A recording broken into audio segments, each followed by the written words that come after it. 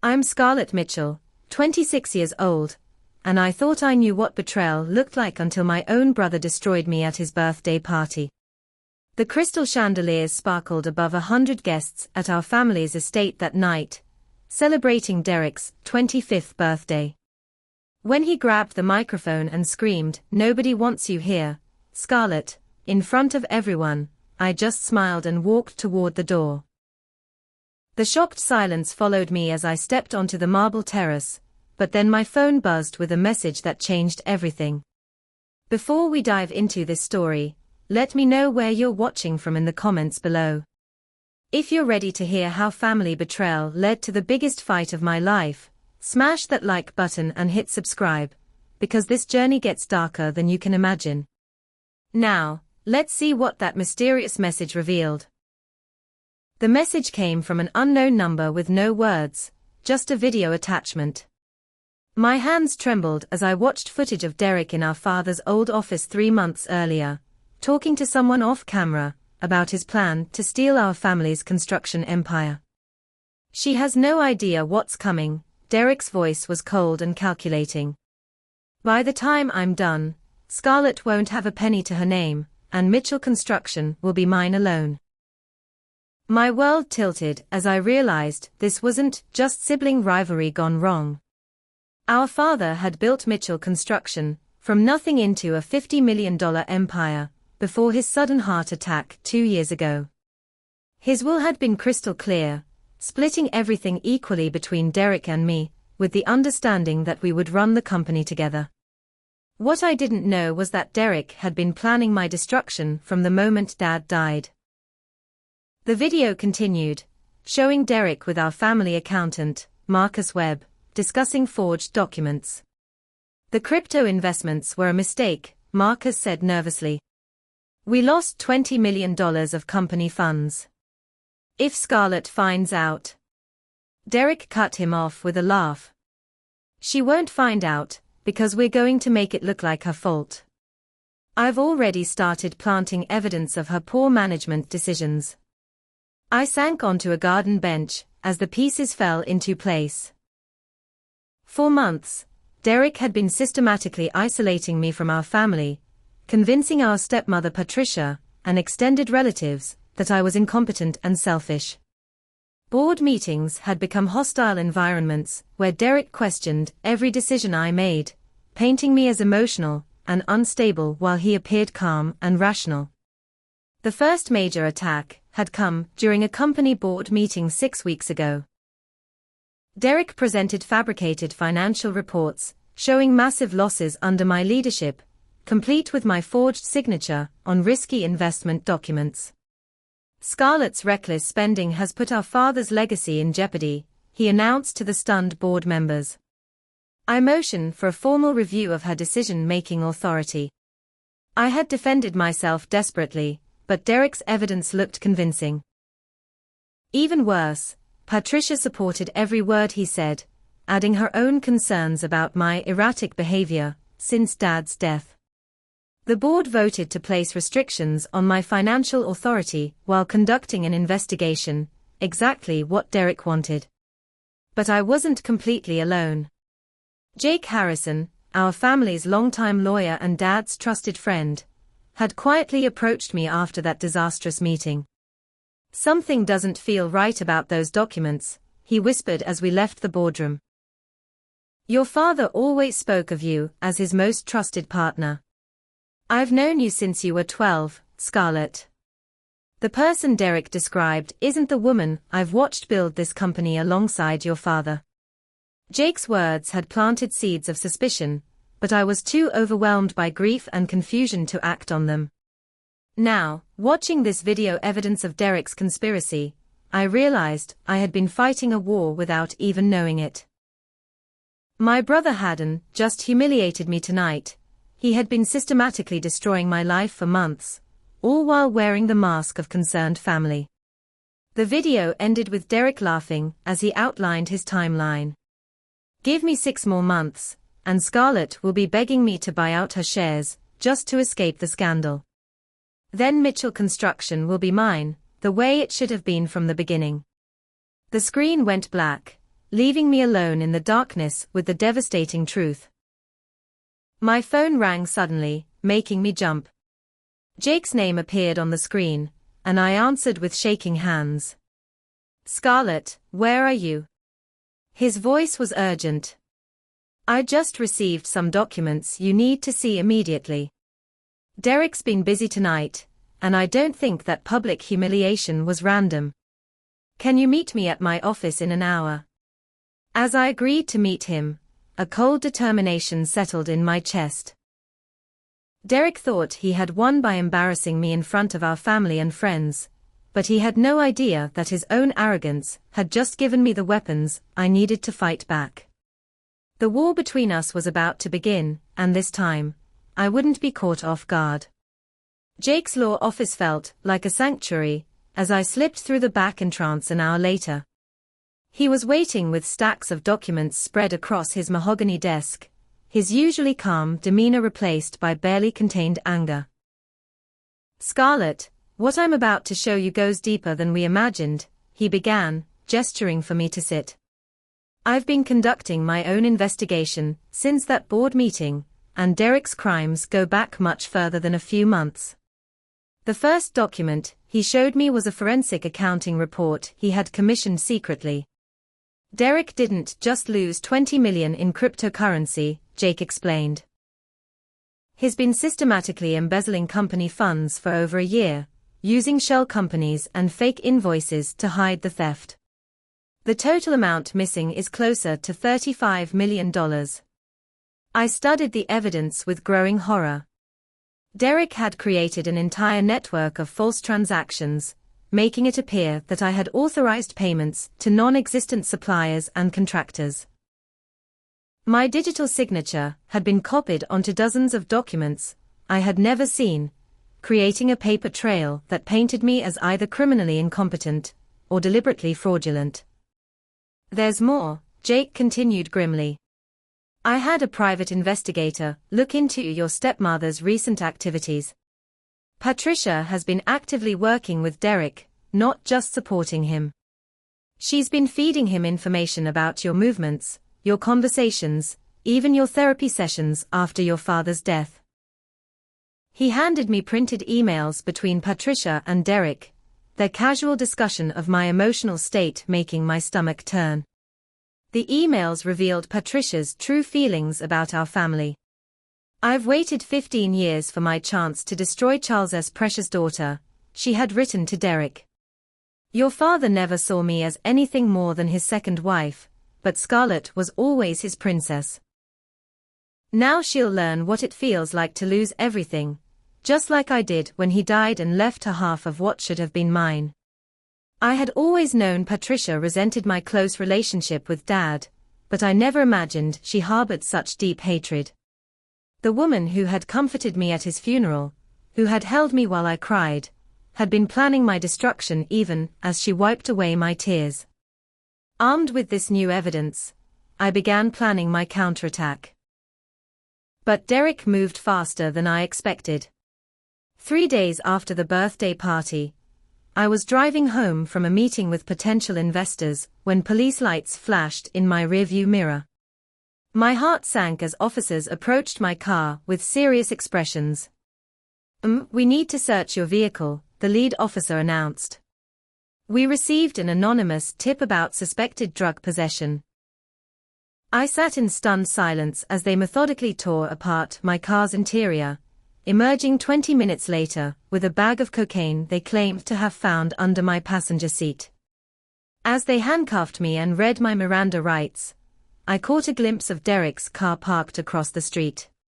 He sat behind the wheel with a satisfied smirk, watching as his sister was arrested in full view of passing traffic and curious onlookers. The local news crew arrived with suspicious timing, capturing footage of me being loaded into the police car that would dominate tomorrow's headlines. The arrest was Derek's masterstroke of public humiliation. By morning, every major newspaper in the city carried the story of construction heiress arrested on drug charges. The narrative Derek had been building about my instability suddenly seemed credible to everyone who had known our family for years. How could sweet little Scarlett Mitchell have fallen so far? Within 48 hours, the consequences cascaded through my life like dominoes falling. My company's shares were frozen pending the criminal investigation, my personal bank accounts locked as potential proceeds from illegal activity.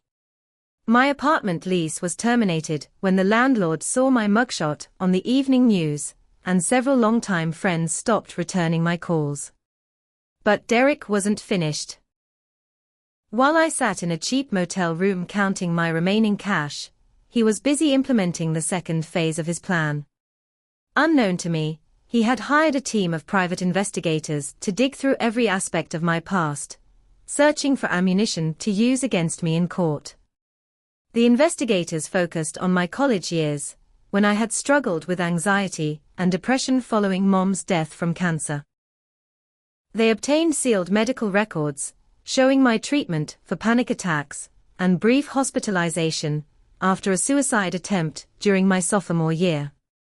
Derek planned to use this evidence to paint me as mentally unstable, someone who might have turned to drugs to cope with the stress of running a major corporation. My salvation came from an unexpected source. Emma Rodriguez, my college roommate and now an investigative journalist for the city's largest newspaper, appeared at my motel room door 3 days after my arrest. "I know you didn't do this," she said simply, setting down a bag of groceries and a laptop. "And I'm going to help you prove it." Emma had been following the story professionally, but her journalist instincts told her something was wrong.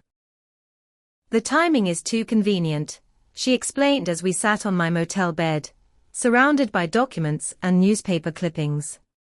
"Your arrest happens right after a very public family dispute. The drugs are found in an easily accessible location, and the media was notified before the police even finished their search. This has setup written all over it." Together, we began building our own investigation. Emma used her media connections to access security footage from the area where I was arrested, while I provided insider knowledge of Derek's business operations and family dynamics. We discovered that Derek's private investigator had been following me for weeks, learning my routines and identifying the perfect opportunity to plant evidence. But Derek had one more devastating surprise waiting. As Emma and I worked late into the night, my phone rang with news that made my blood run cold. Jake Harrison had been found beaten unconscious in the parking garage of his law office, his briefcase stolen along with all the evidence we had been collecting against Derek. The message was clear: Derek would stop at nothing to protect his scheme, even if it meant destroying anyone who tried to help me. As I sat in that dingy motel room, surrounded by the wreckage of my former life, I realized I was fighting for more than just my inheritance or reputation. I was fighting for my very survival against a brother who had become a stranger, capable of violence I never would have imagined possible. Jake's attack was the wake-up call I needed to understand the true depth of Derek's depravity. From his hospital bed, with his jaw wired shut and 3 broken ribs, Jake managed to whisper the most shocking revelation yet: Derek didn't just forge recent documents. He changed your father's will. The words hit me like a physical blow.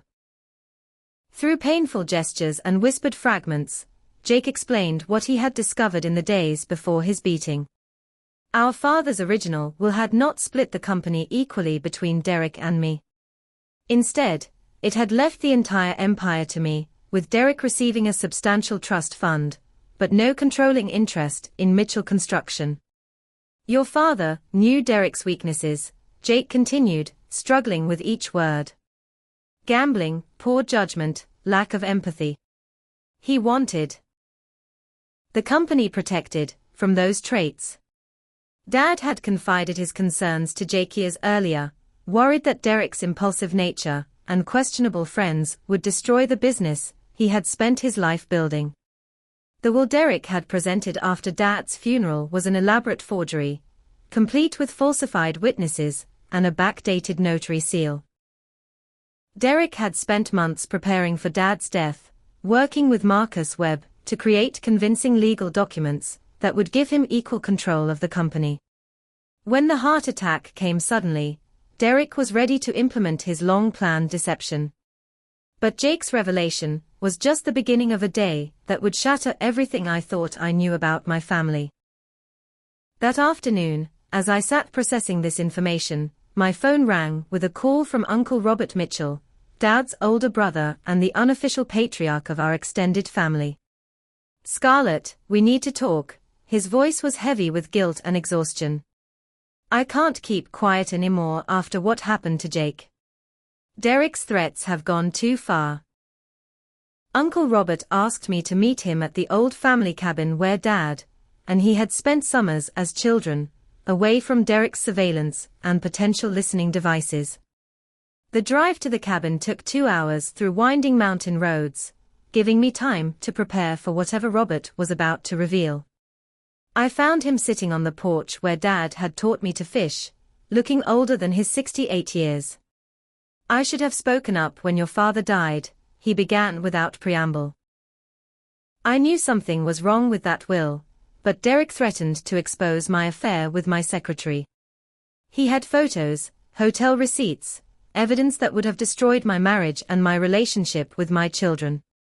Robert's confession unfolded slowly, each detail more painful than the last. Derek had been blackmailing several family members, using their secrets to ensure their silence about his financial crimes and legal manipulations. Aunt Margaret's gambling debts, Cousin Thomas's tax evasion, Uncle William's hidden drinking problem, all of it was ammunition in Derek's arsenal of control. "He's been planning this for years, Scarlett," Robert continued. "Your father's death just gave him the opportunity he was waiting for. Derek never forgave your father for loving you more, for trusting you with the important decisions while treating him like an irresponsible child. In Derek's mind, stealing the company wasn't theft, it was taking what should have been his all along." As we talked through the afternoon, Robert revealed more disturbing details about Derek's psychological makeup. Even as children, Derek had shown troubling signs of jealousy and manipulation. He would break Scarlett's toys and blame the family dog, lie to their parents about Scarlett's behavior to get her in trouble, and steal money from their father's wallet while letting Scarlett take the blame. "Your father tried to help Derek, sent him to therapy, gave him chance after chance to prove himself in the company," Robert explained.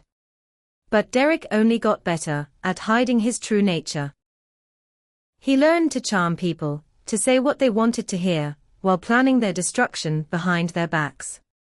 The conversation was interrupted by Derek himself, who had apparently been monitoring Robert's phone and followed us to the cabin. He appeared in the doorway with 2 large men I didn't recognize, his usual charming smile replaced by cold calculation. "Uncle Robert, I'm disappointed," Derek said conversationally. "We had an agreement about keeping family business private." What happened next revealed Derek's complete transformation from the brother I thought I knew into something monstrous. He calmly explained how he planned to file a lawsuit declaring me mentally incompetent, using fabricated medical records, and purchased testimony from a corrupt psychiatrist. The legal papers were already prepared, waiting only for his signature to strip away my remaining rights and assets. "The beauty of it is that everyone will believe it," Derek continued, seeming to enjoy my horror. "Poor Scarlett, driven to drugs and paranoid delusions by the stress of losing Daddy. It's a compelling narrative, especially with all the evidence I've carefully planted over the past few months." The fake medical records Derek showed us were masterfully crafted lies, depicting me as someone who had suffered multiple psychotic breaks and violent episodes.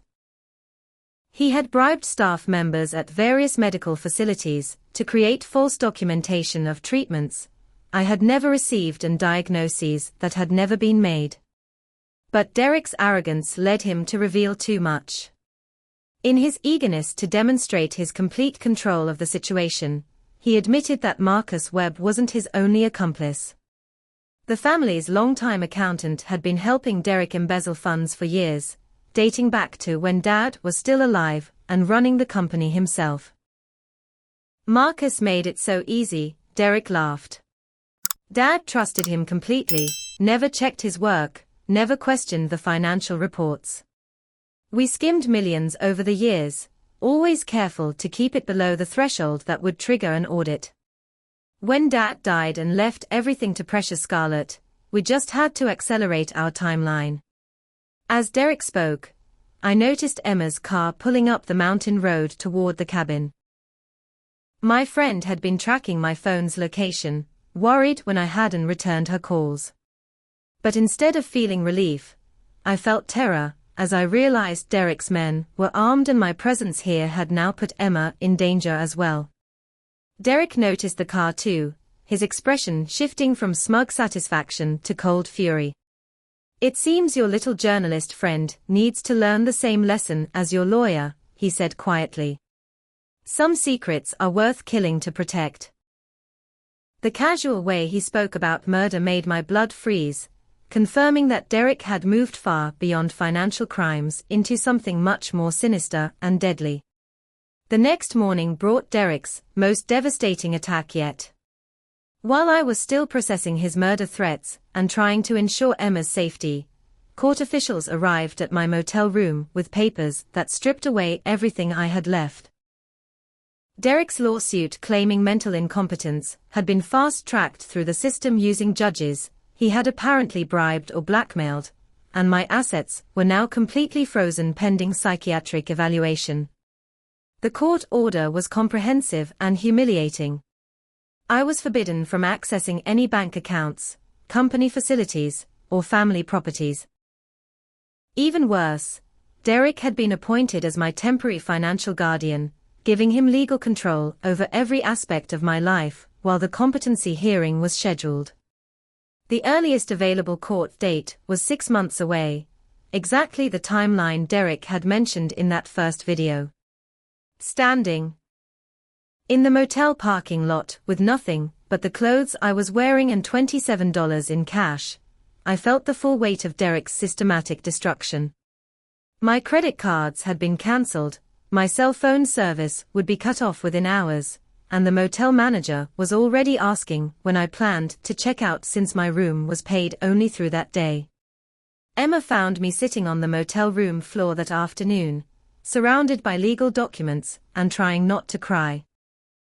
"We're not giving up," she announced firmly, setting down bags from a local electronics store. "If Derek thinks he can silence an investigative journalist with intimidation, he's about to learn how wrong he is. We're going to expose everything, but we need to be smarter about how we do it." Emma had been busy while I dealt with the legal catastrophe. Using her media credentials and network of sources, she had uncovered disturbing information about Derek's criminal associates. The two men at the cabin weren't just hired muscle, they were connected to organized crime figures who specialized in making inconvenient people disappear permanently. "Your brother has graduated from family betrayal to actual murder," Emma explained as she set up new burner phones and encrypted communication devices. "Jake's beating wasn't random violence, it was a professional warning. Derek is working with people who solve problems by eliminating them entirely." We moved into Emma's downtown apartment that night, but our safety was short-lived. Within 48 hours, Derek's surveillance network had located us. The break-in came at 3 in the morning, waking us to the sound of shattering glass and heavy footsteps. Emma grabbed her laptop with our research while I called 911, but the intruders were gone by the time police arrived. They had taken more than just our evidence. Emma's apartment was systematically destroyed, every electronic device smashed, every document shredded, every photograph torn apart. Written on her bathroom mirror in red lipstick was a simple message: "Stop looking or join your lawyer in the hospital." The attack on Emma's home marked Derek's transition from legal manipulation to open warfare. Jake, still recovering from his injuries, called us from the hospital to report that Derek's people had visited him again. They made it clear that speaking about what I know would result in something much worse than broken bones, Jake whispered over the phone. "I want to help you, Scarlett, but I have a wife and children to protect. Derek has made this personal for everyone who tries to stand with you." With Jake terrified into silence and our evidence destroyed, I reached my lowest point in this nightmare. Emma and I were effectively homeless, hunted by dangerous criminals, and facing an enemy who controlled every legal and financial resource that might help us. Derek had succeeded in isolating me completely from my support system, leaving me powerless and desperate. But desperation breeds creativity, and Emma came up with a plan that was either brilliant or suicidal. "Derek's weakness is his ego," she explained as we huddled in a 24-hour diner, planning our next move. "He needs to gloat, to feel superior, to have his victims acknowledge his cleverness. What if we gave him exactly what he wants?"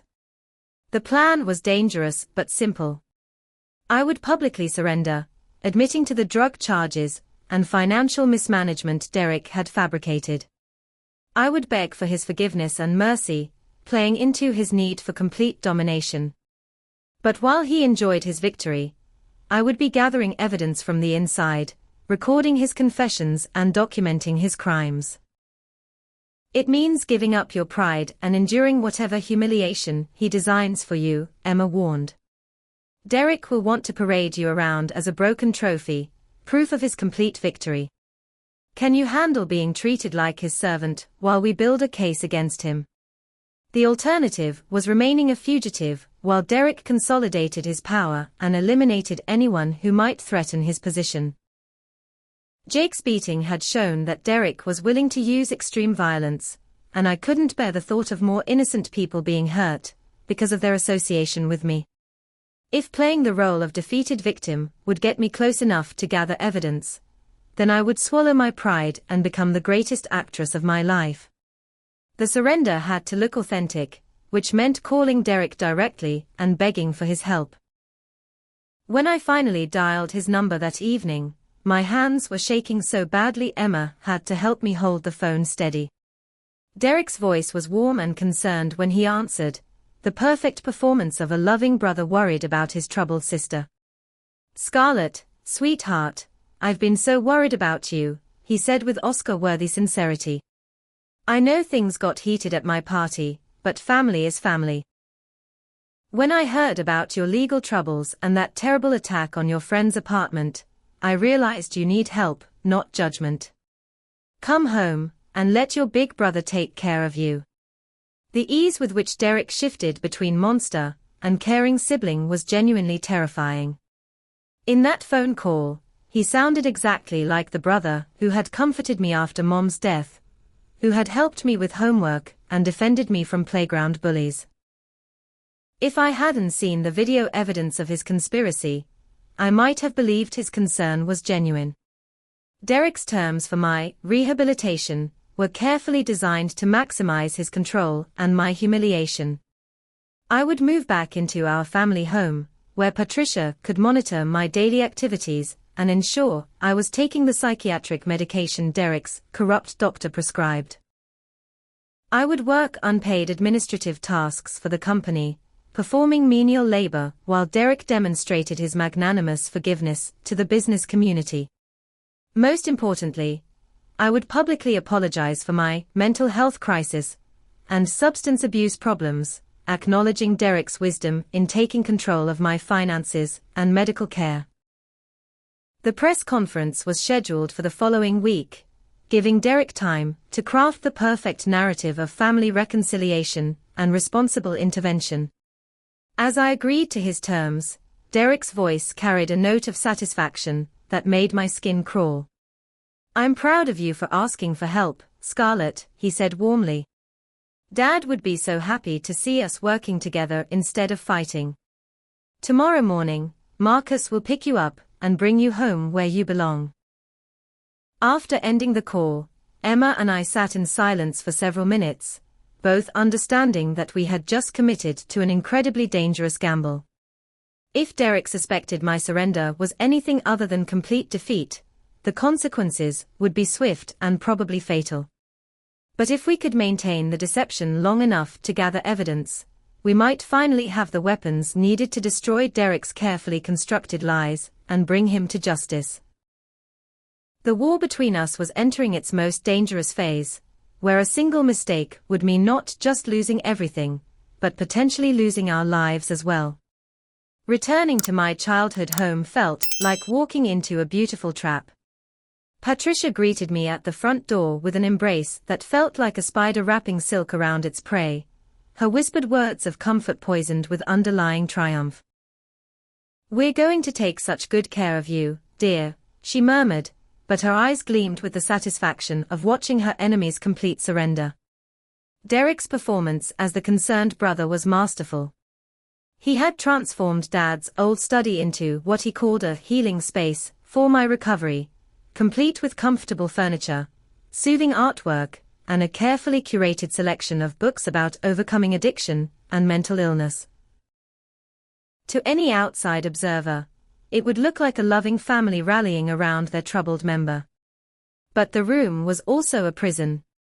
The windows had been fitted with locks that could only be opened from the outside, the internet connection was monitored and filtered, and a small camera disguised as a smoke detector recorded my every movement. Derek explained these measures as necessary for my own safety, protection against self-harm during my fragile emotional state. The first family meeting I attended after my return revealed the full extent of Derek's manipulation of our relatives. Aunt Margaret, Uncle William, and several cousins gathered to hear Derek's careful explanation of my breakdown and his heroic efforts to get me the help I needed. Each family member offered their support and praise for Derek's handling of this difficult situation. "Derek has shown incredible maturity and compassion," Aunt Margaret declared, dabbing at her eyes with a handkerchief. "Poor Charles would be so grateful to know his son stepped up when Scarlett needed him most." The others nodded in agreement, completely convinced by Derek's narrative of family devotion and responsible leadership. What they didn't know was that Derek had prepared for this moment by ensuring each of them had their own reasons to support his story. Margaret's gambling debts had mysteriously been paid off just before the meeting. Uncle William had received an anonymous tip that helped him avoid a tax audit. Every family member present owed Derek a debt that made questioning his version of events financially dangerous. My role in these gatherings was carefully choreographed humiliation. I was expected to sit quietly while Derek and Patricia discussed my treatment plan, occasionally offering grateful acknowledgments of their wisdom and care. When relatives asked direct questions about my experience, Derek would gently intervene, explaining that I was still too fragile to discuss the traumatic details of my psychotic episodes. But while playing the part of broken victim, I was actually gathering intelligence about Derek's operation. The small recording device Emma had sewn into my jacket captured conversations between Derek and Marcus Webb, revealing new details about their embezzlement schemes and plans for the company's future. I learned that they had been stealing money not just from Mitchell Construction, but from several other family businesses where Marcus provided accounting services. The recordings also revealed Patricia's deep involvement in the conspiracy. Far from being Derek's reluctant ally, she was an enthusiastic participant who had been planning my father's murder for years. Their conversations revealed that Dad's heart attack wasn't natural at all, but the result of a slow poisoning campaign using digitalis plant extract that Patricia had been adding to his morning coffee for months. Charles was getting suspicious about the missing money, Patricia explained to Derek during one recorded conversation. He was planning to bring in outside auditors and review all of Marcus's work. If he had lived another month, he would have discovered everything. The casual way she discussed murdering my father made me physically sick, but I forced myself to keep listening and recording. Marcus Webb emerged as the weak link in their criminal network. During family gatherings, I observed his increasing nervousness and paranoia about their crimes. He jumped at unexpected sounds, checked his phone obsessively for messages, and had developed a noticeable drinking problem that Derek viewed with growing irritation. "Marcus is becoming a liability," Derek confided to Patricia during one dinner conversation, not realizing I was within earshot. "He's been talking about confessing to a priest, getting right with God before his conscience destroys him. We may need to find a permanent solution to his crisis of faith." The threat to Marcus gave me an opportunity to potentially flip him against Derek. Using the limited communication methods available to me, I managed to slip Marcus a note during a company meeting, requesting a private conversation about securing his safety. He was terrified, but agreed to meet me in the company parking garage after hours. Marcus's confession was even more extensive than I had hoped. Not only could he provide documentation of Derek's embezzlement going back 7 years, but he had also kept copies of the forged will and other legal documents as insurance against Derek betraying him. "I knew from the beginning that Derek would eventually throw me under the bus," Marcus explained nervously. "I made sure to have evidence that would bring him down with me if he tried to abandon me. But our alliance was short-lived and nearly fatal. Derek's surveillance of my activities was more comprehensive than I had realized, and he discovered our meeting within hours. The next morning, Marcus Webb was found dead in his home, apparently the victim of a burglary gone wrong. The timing was convenient for Derek, eliminating both a potential witness and a source of evidence that could have exposed years of financial crimes. Marcus's murder marked a terrifying escalation in Derek's willingness to use violence. During breakfast the morning after the killing, Derek made seemingly innocent comments about how dangerous the world had become for people who didn't mind their own business. "Poor Marcus should have been more careful about his security," Derek observed while reading the newspaper coverage of the murder. "You never know what kind of criminals might target someone who appears to have access to valuable information." The message was clear. Anyone who tried to help me or expose Derek's crimes would meet the same fate as Marcus. But Derek had made a crucial mistake by eliminating his accountant so dramatically. Emma, who was continuing her investigation from a safe distance, was able to convince the police to look more carefully at Marcus's death in connection with the ongoing financial irregularities at Mitchell Construction. Meanwhile, my position inside Derek's operation was becoming increasingly dangerous. Patricia had begun expressing concerns about my recovery progress, suggesting that I might need more intensive psychiatric treatment in a secure facility. Derek was considering having me declared permanently incompetent and committed indefinitely, which would give him complete control of my inheritance while eliminating any future threat I might pose. The pressure was mounting for Emma and me to make our move before Derek decided that keeping me alive was more trouble than it was worth.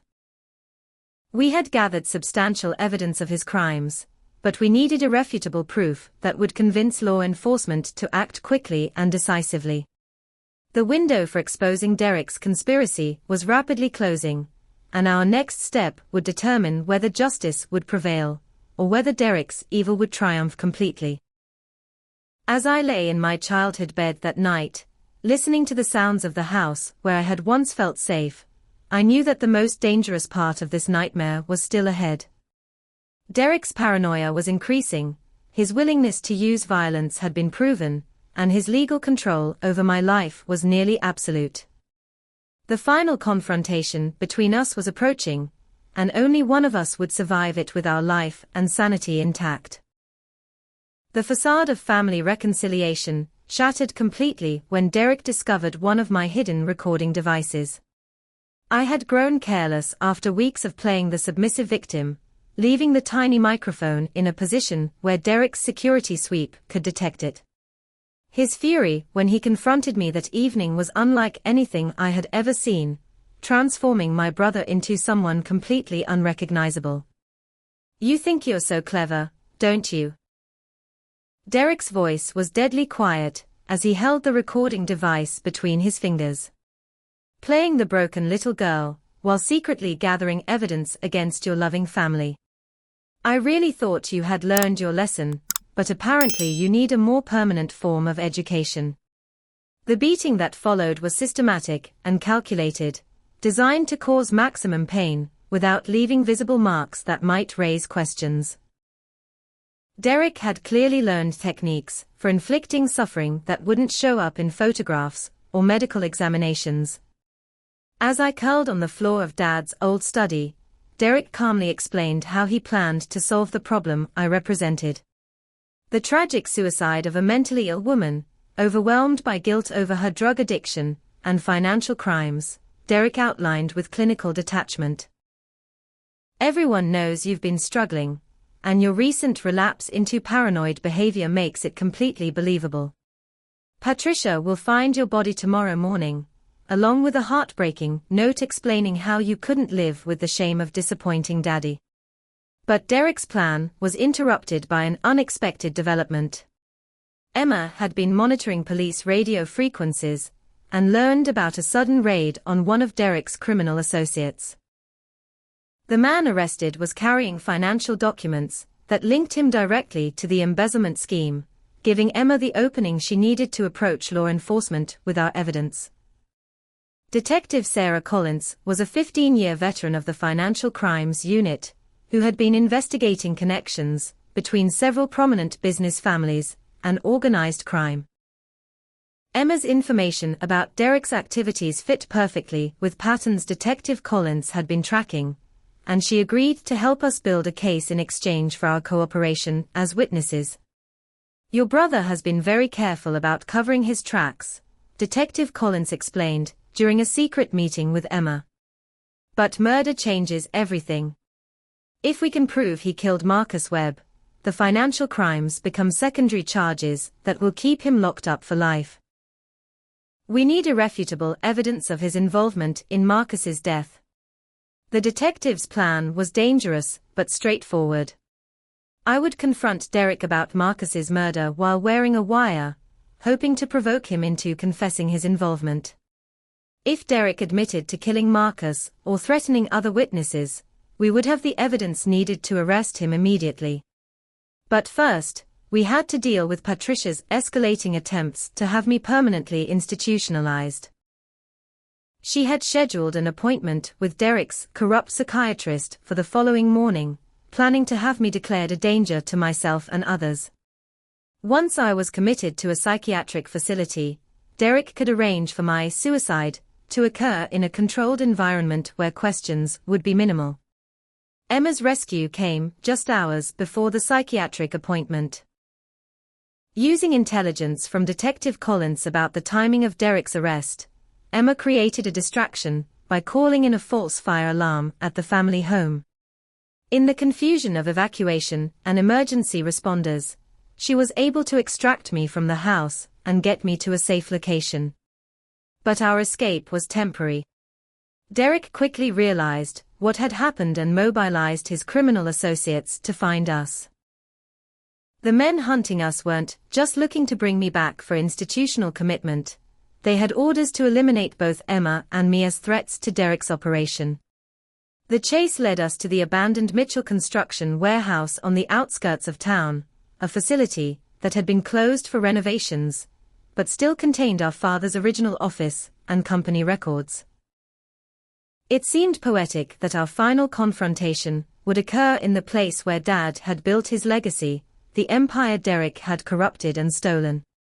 Derek found us there after midnight, arriving with 2 armed men and absolute confidence in his victory.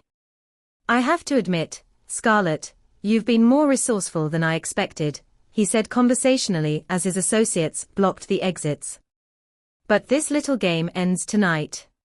Emma's death will look like gang violence, very tragic for an investigative journalist who got too close to dangerous people. Your death will be the suicide we've already planned, delayed but not cancelled. What Derek didn't realize was that Detective Collins and a full tactical team were positioned outside the warehouse, waiting for Derek's confession to give them legal justification for storming the building. The wire I wore was transmitting everything to police vehicles surrounding the facility, recording Derek's admission of murder and conspiracy.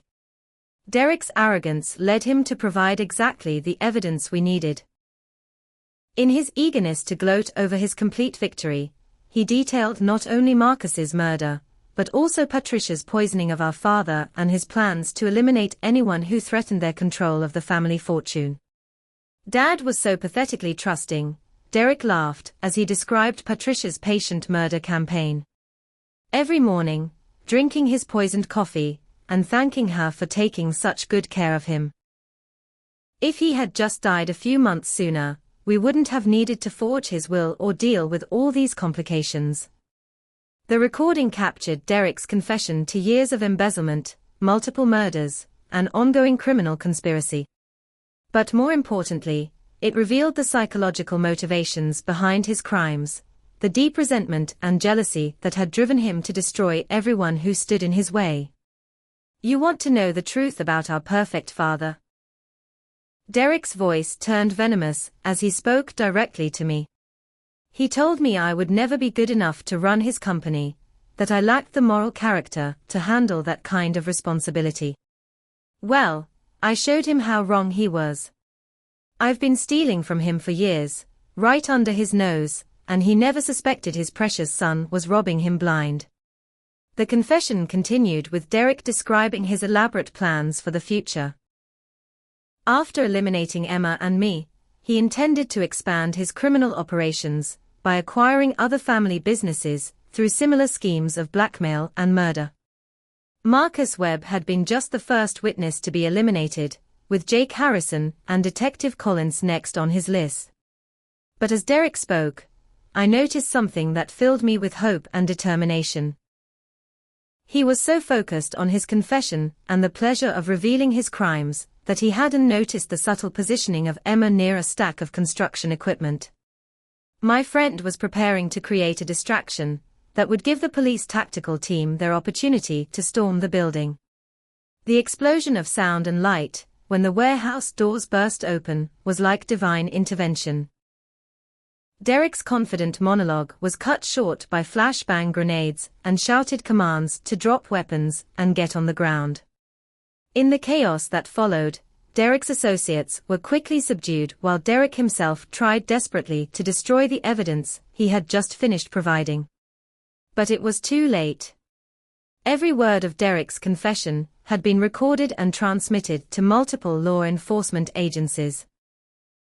The web of lies and violence he had constructed over years was finally collapsing, taking down not just Derek, but Patricia, and everyone who had helped them commit their crimes. As Derek was dragged away in handcuffs, screaming threats and denials, I felt a mixture of relief and sadness that surprised me. Relief that the nightmare was ending, but sadness for the brother I had lost years ago to jealousy and greed. The Derek being arrested was a stranger wearing my brother's face, someone who had chosen evil over family, violence over love, and destruction over the legacy our father had tried to build. The evidence against Derek was overwhelming and undeniable. Detective Collins had recorded his complete confession, while Emma's investigation provided documentation of financial crimes stretching back 7 years. Within 24 hours of his arrest, Derek's entire criminal network began unraveling as associates rushed to cooperate with law enforcement in exchange for reduced sentences. The most shocking revelation came from the medical examiner's report on our father's death. When Detective Collins ordered an exhumation, an autopsy based on Derek's confession, they found massive concentrations of digitalis in Dad's remains, confirming that his heart attack was actually murder by poisoning. The slow, deliberate nature of Patricia's killing method made the crime even more heinous, showing months of premeditation and calculated cruelty. Patricia's arrest was captured by news cameras, as she was dragged screaming from the family home, denying her involvement despite the recorded evidence of her conversations with Derek. Her facade of maternal concern finally cracked completely, revealing the bitter, vindictive woman who had spent 15 years planning revenge against my father and me. I deserved that money more than some spoiled brat, Patricia shrieked at reporters as police loaded her into their vehicle. Charles promised me a life of luxury, and then he left everything to his precious daughter. I was his wife for 15 years, I sacrificed my youth for that man, and what did I get? Nothing but the privilege of watching his daughter inherit what should have been mine. Marcus Webb's murder had been the key to unraveling the entire conspiracy. The physical evidence Derek thought he had cleaned up was actually preserved by competent crime scene investigators, who had been suspicious of the convenient timing. DNA evidence, financial records, and witness testimony all pointed directly to Derek as the orchestrator of Marcus's death. But Derek's confessions had revealed crimes beyond what even Detective Collins had suspected. The embezzlement network extended to at least 12 other businesses where Marcus had provided accounting services, with total losses approaching $100 million. Derek had been planning to expand his criminal empire indefinitely, using murder and blackmail to eliminate anyone who discovered his schemes. The legal proceedings moved with unprecedented speed, driven by the clear evidence and Derek's recorded admissions of guilt. His team of expensive lawyers couldn't challenge recordings of their client confessing to multiple murders and years of financial crimes. Within 6 months, Derek was sentenced to life in prison without the possibility of parole, while Patricia received the death penalty for my father's murder. The restoration of my inheritance and reputation happened almost as quickly as their destruction had occurred. The court ordered immediate return of all assets Derek had stolen or frozen, plus substantial damages for the emotional and financial harm he had caused. Mitchell Construction's value, which had been artificially depressed by Derek's manipulation, rebounded to over $60 million once the criminal activity was exposed and eliminated. But more important than financial recovery was the vindication of my father's memory and values. The investigation revealed that Dad had suspected Derek's criminal activities in the months before his death, and had been preparing to remove Derek from the company entirely. The real will, which Jake helped authenticate through forensic analysis, showed that Dad's trust in me had been absolute, and his assessment of Derek's character devastatingly accurate. The public apology from family members who had supported Derek was both gratifying and heartbreaking. Uncle Robert and Aunt Margaret publicly admitted their mistakes and begged for forgiveness, acknowledging how Derek's blackmail had influenced their testimony against me. Their shame was genuine, but the damage to family relationships would take years to heal, if it could be healed at all. Jake Harrison's recovery from his injuries became a symbol of resilience and justice. Despite Derek's attempt to silence him through violence, Jake returned to law practice and helped me restructure Mitchell Construction with ethical oversight and transparent financial practices. His courage in continuing to support me despite physical threats had probably saved my life and definitely ensured Derek's conviction. Emma Rodriguez won a Pulitzer Prize for her investigative series exposing the criminal network that had operated within several prominent business families. Her articles detailed not just Derek's crimes, but the systemic corruption that had allowed such schemes to flourish unchecked for years. The series led to criminal investigations in multiple jurisdictions and significant reforms in corporate oversight regulations. The transformation of Mitchell Construction from a vehicle for criminal activity back into the ethical company my father had envisioned became my primary focus. I implemented new financial controls, independent oversight, and transparent reporting that would prevent future embezzlement schemes. More importantly, I established an employee ownership program that would gradually transfer company shares to the workers who actually built our success. But Derek's criminal behavior didn't end with his imprisonment. Even from his maximum security cell, he continued trying to orchestrate my destruction through letters and phone calls to criminal associates who remained free. His obsession with revenge had become so complete that he seemed willing to spend his entire life sentence plotting against me rather than accepting the consequences of his choices. The final attempt on my life came 8 months after Derek's conviction, when a hired assassin tried to kill me in the parking garage of my apartment building. Only quick intervention by the security team I had hired after Derek's threats prevented the attack from succeeding. The would-be killer was captured alive and provided evidence linking the murder plot directly to Derek's prison communications.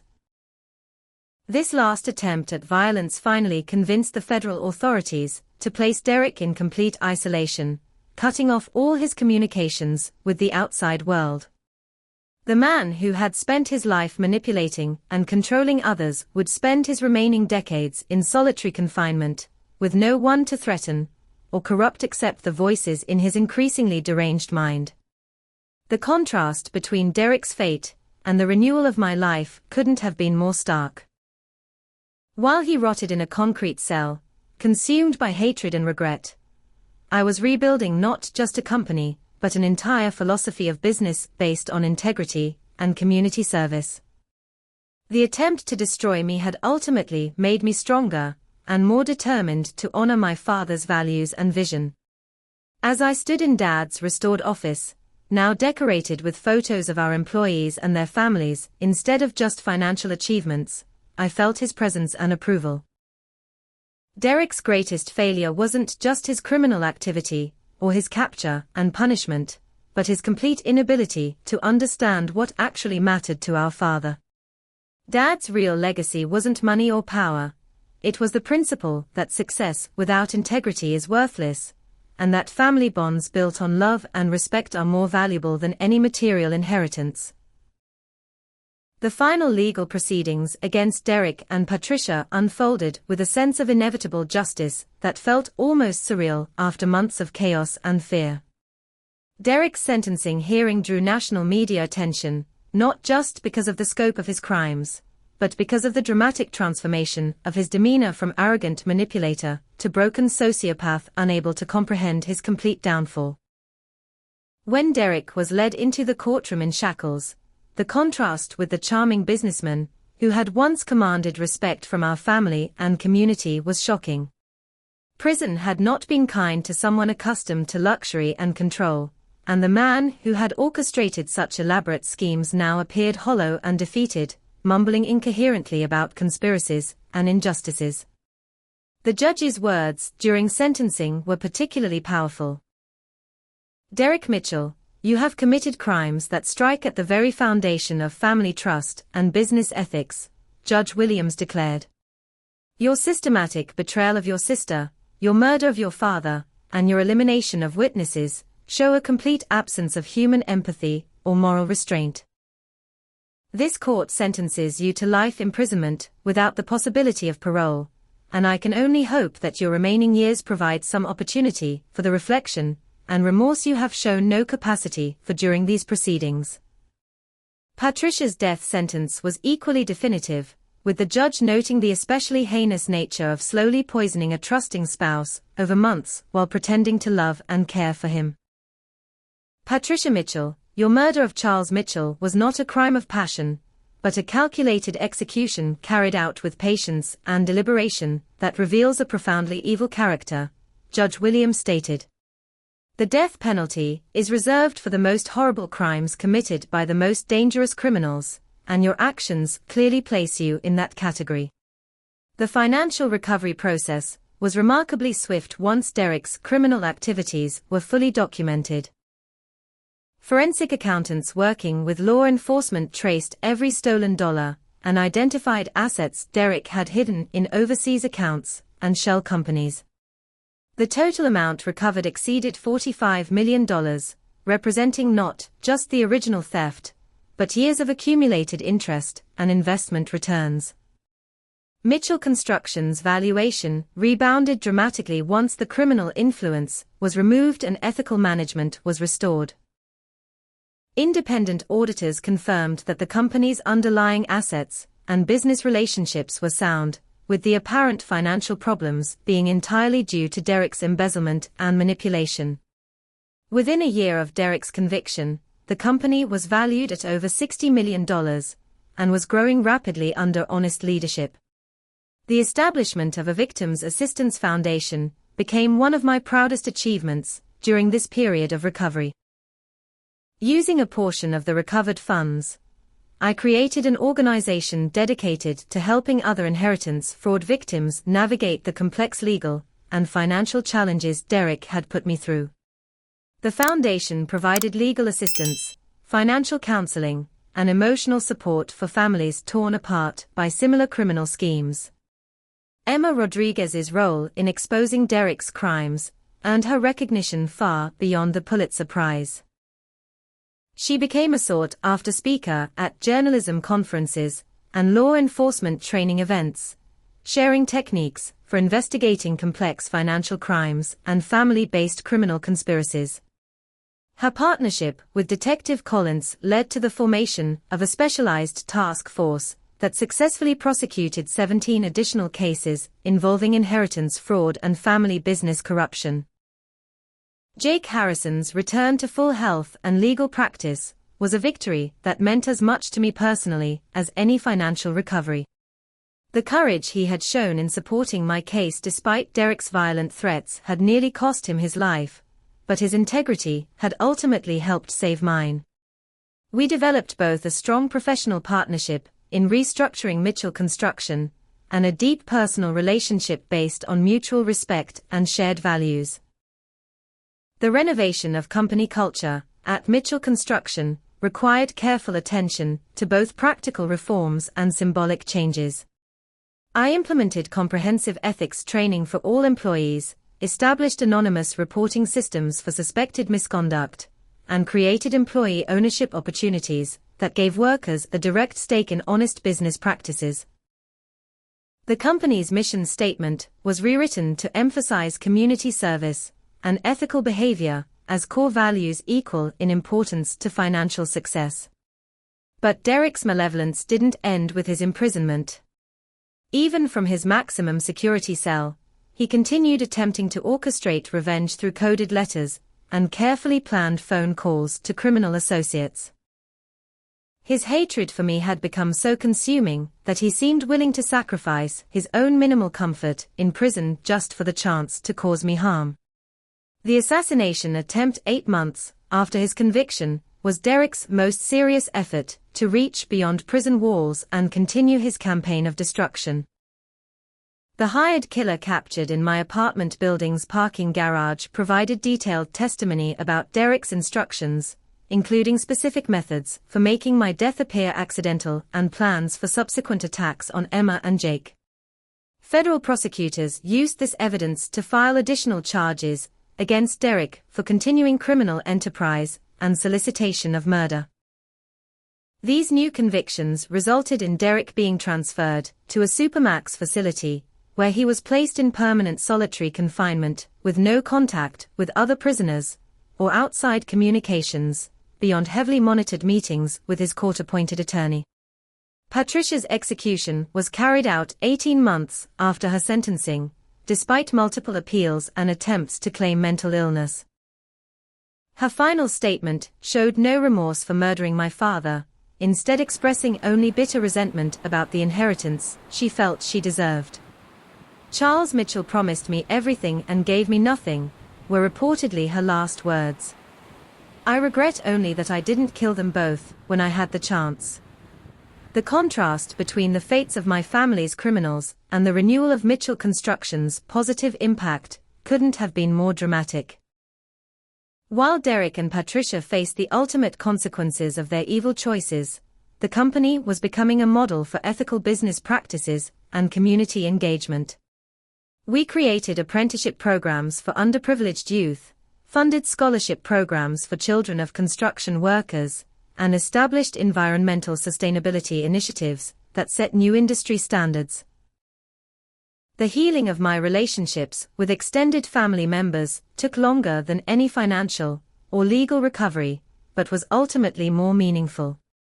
Uncle Robert and Aunt Margaret's sincere efforts to make amends for their support of Derek's lies required patience and forgiveness, but eventually led to stronger bonds based on honest communication and shared commitment to preventing future family betrayals.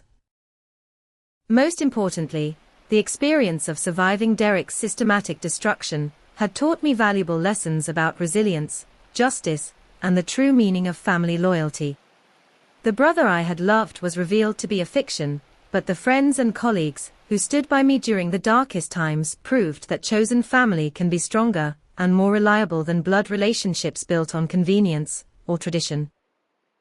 As I reflected on everything that had happened, from Derek's initial humiliation at his birthday party to his final conviction and imprisonment, I felt grateful not just for surviving but for emerging from the experience with a clearer understanding of my own values and capabilities.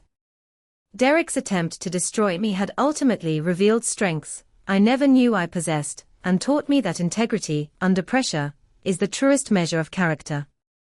The journey toward emotional healing began in the quiet aftermath of Derek's conviction, when the immediate dangers had passed, but the psychological wounds remained fresh and painful.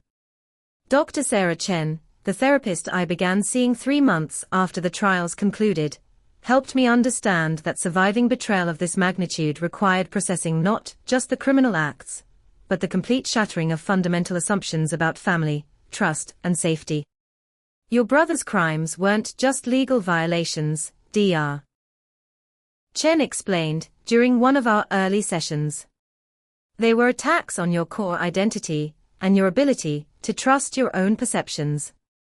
When someone you've loved since childhood systematically destroys your reality, recovery involves rebuilding not just your circumstances, but your entire sense of self.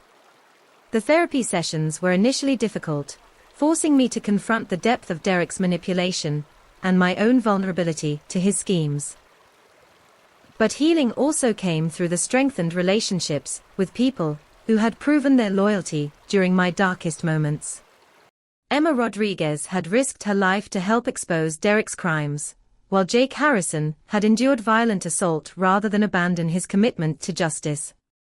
These friendships, forged in crisis and tested by extreme pressure, became the foundation for a new understanding of what family could mean beyond blood relationships. The transformation of Mitchell Construction into a model ethical corporation became both a practical necessity and a form of emotional therapy. Every policy I implemented to prevent future corruption was also a statement about the values I chose to embrace in rejection of Derek's cynical worldview. The employee ownership program, environmental sustainability initiatives, and community service projects weren't just business strategies. They were declarations that success could be achieved through integrity rather than manipulation. The scholarship program established in my father's memory particularly reflected this commitment to positive legacy building. Rather than simply honoring Dad's name, the scholarships supported young people from disadvantaged backgrounds who demonstrated both academic potential and strong ethical character. The first recipients included the children of construction workers, inner-city students interested in engineering, and young people who had overcome significant personal challenges through honest effort and determination. Working directly with scholarship recipients provided unexpected insights into resilience and character development. Many of these students had faced poverty, family dysfunction, and social obstacles that could easily have justified cynical or criminal responses to their circumstances. Instead, they had chosen education, hard work, and community service as paths toward better lives, embodying the principles Derek had rejected in favor of greed and revenge. The development of my relationship with Jake Harrison added another dimension to the healing process. Our professional partnership in restructuring the company gradually evolved into something deeper, built on shared experiences of surviving Derek's violence and mutual commitment to ethical business practices. Jake's patient support during my recovery, combined with his own courageous integrity throughout the crisis, created a foundation for trust that felt both natural and profound. But healing wasn't a linear process, and several setbacks tested my emotional recovery. Derek's continued attempts to orchestrate violence from prison-triggered panic attacks and periods of depression that required intensive therapy and temporary medication. The assassination attempt 8 months after his conviction brought back all the terror of the original crisis, forcing me to accept that complete safety might never be possible as long as Derek remained alive. Dr. Chen helped me understand that post-traumatic growth often involves accepting uncertainty while building internal resources for coping with ongoing challenges. You can't control Derek's hatred or eliminate every possible threat, she observed. But you can develop confidence in your ability to survive and thrive regardless of what he attempts. The skills you've learned and the relationships you've built are resources that no one can take away from you. The 5-year anniversary of Dad's death became an opportunity to reflect on how profoundly everything had changed since Derek's initial betrayal. Standing at Dad's grave with Jake and Emma, I felt a complex mixture of grief for what had been lost and gratitude for what had been discovered. The father I mourned had been murdered by people he trusted, but his values had ultimately triumphed over their evil through my survival and the company's transformation. The memorial service we organized that day brought together not just family members, but employees, community leaders, and scholarship recipients whose lives had been touched by the Foundation's work. Uncle Robert spoke eloquently about Dad's vision for ethical business practices, while Aunt Margaret shared memories of his commitment to family loyalty and mutual support. Their words carried special weight, because of their own journey from supporting Derek's lies to embracing honest accountability. Emma's speech during the memorial particularly captured the broader significance of our victory over Derek's conspiracy. Charles Mitchell built a company based on integrity and community service, she said. His son Derek tried to corrupt that legacy through greed and violence. But his daughter Scarlett has not only restored her father's vision, she has expanded it to help other families avoid the destruction that criminal betrayal can cause. The question of forgiveness for Derek remained complicated and evolving years after his conviction. Dr. Chen had warned me that forgiveness is often misunderstood as excusing harmful behavior or restoring broken relationships, when it actually involves releasing the emotional burden of hatred while maintaining appropriate boundaries and consequences. I eventually reached a place where I could acknowledge Derek's humanity, while accepting that he had chosen to become someone dangerous and irredeemable. I forgave Derek for my own peace of mind, not because he deserved forgiveness, or because reconciliation was possible, I explained to a conference of inheritance fraud survivors 5 years after his conviction. Forgiveness meant letting go of the constant anger that was poisoning my own happiness, while never forgetting the lessons his betrayal taught me about recognizing and responding to manipulation. The broader impact of our case extended far beyond our family's experience. Emma's investigative reporting had exposed systemic weaknesses in corporate oversight and family business governance that led to significant legal reforms. New laws required independent auditing of family businesses over certain sizes, enhanced protections for inheritance fraud victims, and stronger penalties for crimes committed through abuse of fiduciary relationships. Detective Collins often spoke about our case at law enforcement training conferences, emphasizing the importance of taking family-based financial crimes seriously and recognizing the potential for violence when substantial inheritances are involved. The investigative techniques developed during Derek's case became standard protocols for financial crimes units across the country, helping to identify and prosecute similar schemes before they could escalate to murder. But perhaps the most meaningful legacy of surviving Derek's betrayal was the example it provided for other victims of family-based abuse and manipulation. The letters I received from people dealing with similar situations often expressed gratitude not just for practical information about legal resources, but for proof that complete destruction by family members wasn't inevitable and that recovery was possible even from the most devastating betrayals. As I concluded this reflection on everything that had happened since Derek's initial humiliation at his birthday party, I realized that his attempt to destroy me had ultimately led to discoveries about strength, resilience, and integrity that might never have emerged under easier circumstances. The brother I had loved was revealed to be a monster, but the experience of surviving his hatred had taught me who I really was and what I was truly capable of achieving. The final lesson wasn't about forgiveness or revenge, but about the choice between Derek's path of destruction and the alternative path of building something better from the wreckage of what came before. Some might ask whether I ever truly forgave Derek for murdering our father and trying to destroy my life. The answer is complicated. I forgave him for my own peace, but I never forgot what he taught me about the darkness that can hide behind a familiar face, and how choosing integrity over easy corruption can ultimately triumph over even the most elaborate schemes of manipulation and violence. What do you think about this incredible journey of family betrayal and ultimate justice? Have you ever experienced betrayal from someone you trusted completely? How do you think you would have handled Derek's systematic destruction if you were in Scarlett's position? Share your thoughts in the comments below. I'd love to hear your perspective on family loyalty versus personal survival when those values come into conflict. If this story resonated with you, please hit that like button to help others find it. Subscribe for more true stories about overcoming impossible odds. And share this with anyone who might be dealing with family betrayal or financial manipulation.